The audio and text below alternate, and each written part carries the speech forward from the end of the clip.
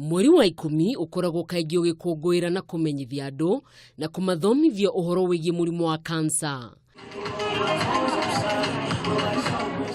Na ũmũthĩ arĩ tarĩki 7 mweri wa 10 mũthenya ũyũ ũkũngũyagĩrwo kũririkana arĩa makoragwo magũmĩirwo nĩ mũrimũ ũyũ.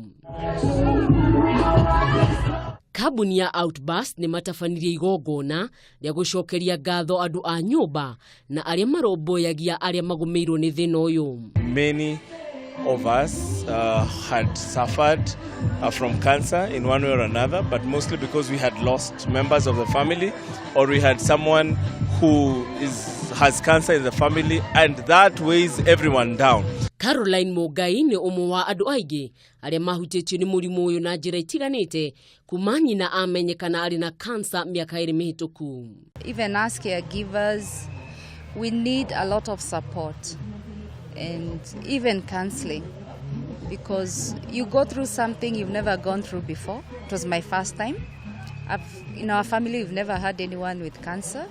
So it was our first time and it was really hard for us. Stephen Adila onake nĩ akoretwo na ihinda iritũ kuma ithe akua kumana na mũrimũ ũyũ na mĩeri 2 thutha ũcio nyina akĩmenyekana arĩ na kansa ya matumbĩ ma ũciari.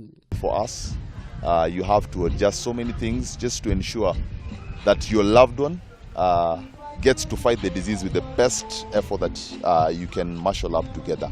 Ona thengia ya gũkorana na moritũ manene rĩrĩa mararora endwa ao nĩ morĩtie andũ othe macekagwo mahinda kwa mahinda kuona mũrimũ wa kansa ũthiĩte na mbere na kũgũmĩra andũ othe akũrũ na anini. Ngiribotera Kameme TV, rĩtwa rĩakwa nĩ Mwĩhaki wa Kamau.